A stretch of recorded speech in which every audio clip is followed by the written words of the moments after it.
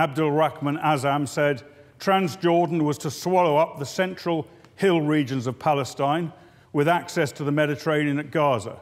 The Egyptians would get the Negev, the Galilee would go to Syria, except for the coastal part as far as Akka would be added to Lebanon. So they were talking about carving this precious Palestinian national homeland up.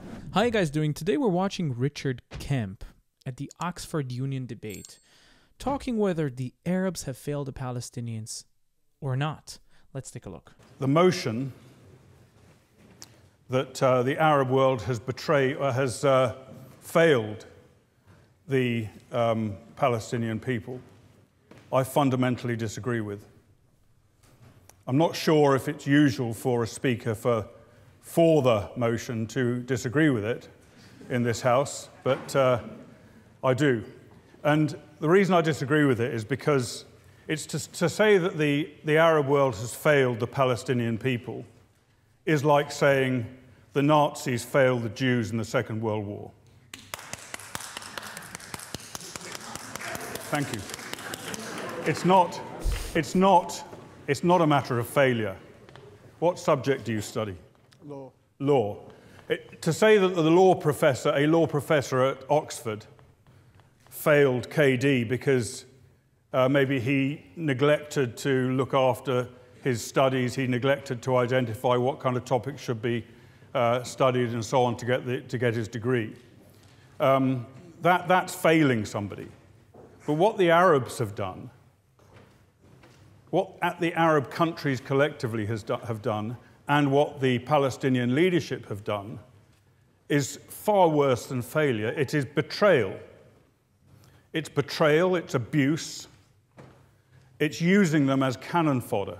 Yep. It's turning them from being decent, ordinary human beings, wanting to prosper, wanting to have freedom, wanting to live in peace in their territory, into being simply weapons of war in a century-long war between the Arab world and the Jewish national homeland. And they have been these benighted Palestinian people. And I know many of them. I've seen their suffering. I've spoken to them. I've witnessed their suffering firsthand. They have been cast off and abused. They are simply bullets to be fired from an Arab gun. Yep. How have the Arabs abused the Palestinians? Well, since the creation of the State of Israel and before, going right the way back to the Balfour Declaration, the Arabs and then subsequently the Palestinian leadership, when Palestine was invented as a people, as a potential country, the Palestinian leaders have rejected every single opportunity to create a self-governing homeland for the Palestinian people within the former mandate of Palestine. And that goes right back to their rejection in 1917 of the Balfour Declaration. And it includes, coming right up to date, it includes they didn't even reject President Obama's initiative, they simply walked away from it before it got anywhere. And they haven't only rejected the current US administration's initiative, they've rejected it without even hearing what it is. And this has been the pattern all the way through. That just proves that the Palestinians are not after, that the Arabs are not after a Palestinian state. They're after the destruction of the Jewish one. If they keep refusing to create their own state, 1917, or in the 1937 in the Peel Commission, 1938, 1939, 1947 they refused, 1967 they refused, 2000 they refused, 2008 they refused. They keep refusing over and over again, and that's because they have no intention in creating a Palestinian state, just destroying the Jewish one. Pattern of rejection and denial of any possibility of rights for the Palestinian people beyond what they have now. I want to illustrate that, I want to just read from a couple of quotes from the horse's mouth. And the first one, this is from Emil Ghouri, the Secretary of the Arab Higher Committee, who said, "I do not want to impugn anyone, but only to help the refugees. the fact that there are these refugees is the direct consequences of the action of the Arab states in opposing partition and the Jewish state. The Arab states agreed upon this policy unanimously, and they must share in the solution of the problem. Ralph Galloway, the former director of UNRWA, said the Arab states do not want to solve the refugee problem. They want to keep it as an open sore, as an affront to the United Nations, and as a weapon against Israel. Yep. Arab leaders don't give a damn whether the refugees live or die. This has been the pattern of rejection. And the Arab countries, and now the Palestinian Authority and Hamas, do not want a two-state solution. They're not interested in a two-state solution. They're interested in one thing only, and that is the destruction of the Jewish state, the dismantling and the destruction of the Jewish state. And again, the lack of support for a Palestinian state, well back in history and today, can be seen from these two quotes. First of all, the Secretary General of the Arab League, Abdul Rahman Azam, said, Transjordan was to swallow up the central hill regions of Palestine with access to the Mediterranean at Gaza. The Egyptians would get the Negev, the Galilee would go to Syria, except for the coastal part as far as Akka would be added to Lebanon. So they were talking about carving this precious Palestinian national homeland up. It was never a consideration that they would actually establish a Palestinian. Beautiful point. If the Arab armies would have won the war in 1948, they would have not created a Palestinian state. They would have just taken land, one for you, one for you, one for you. Nothing for the made-up Palestinians. Homeland.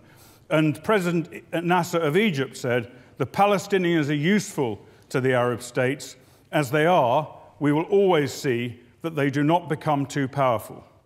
Can you imagine yet another nation on the shores of the Eastern Mediterranean? It has been the pattern. No two states, no liberation or freedom from the current situation that the Palestinians face at any stage. They have forced conflicts upon the Palestinians. The Arab nations since 1948 have sent armies into the land to attempt to annihilate the Jewish state. And that, of course, has brought death and destruction and suffering upon the Palestinians as well.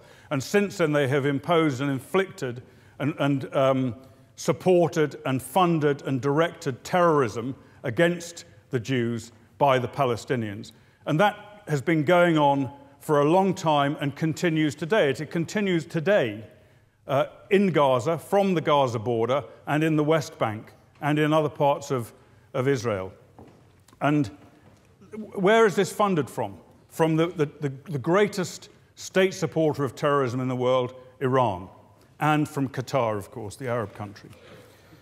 So this is a continuing problem. I have been there on the Gaza border. I've watched the suffering and the violence which has been attracted to the area by the Palestinian people, by Hamas, in effect. The West has a role in this. The West, with its greed and its lust for oil, has appeased the Arab countries and encouraged them. And we, by supporting this motion today, even though I don't agree with it, I think we are making a statement. And that statement is, we will no longer appease and support your retribution against the Palestinians. If this situation continues any further, then, as has happened in the past, the only people to suffer, Israel is not going to suffer as a result of this. The only people that will suffer are the Palestinians. They will continue to suffer, and I urge you, ladies and gentlemen, to get behind this motion and make your voice heard against the continued suffering of the Palestinian people. Thank you very much indeed. It's pretty obvious that the Arab countries surrounding Israel have failed the Palestinians because they have not settled the Palestinians, even the Palestinians living in their regions. In Lebanon, Palestinians are oppressed. In Egypt, a Palestinian mother has a right to get citizenship for all of her children as long as the father is not Palestinian. They're trying to do whatever it takes to keep this problem alive. and to not settle the Palestinians, because the moment they do, their whole movement is doomed. Thank you so much for watching this video. Don't forget to like, comment, and subscribe. And if you want to support me financially, you can do so through Buy Me Coffee or Patreon down in the description below. Thank you so much, and I'll see you again in the next video. Bye-bye.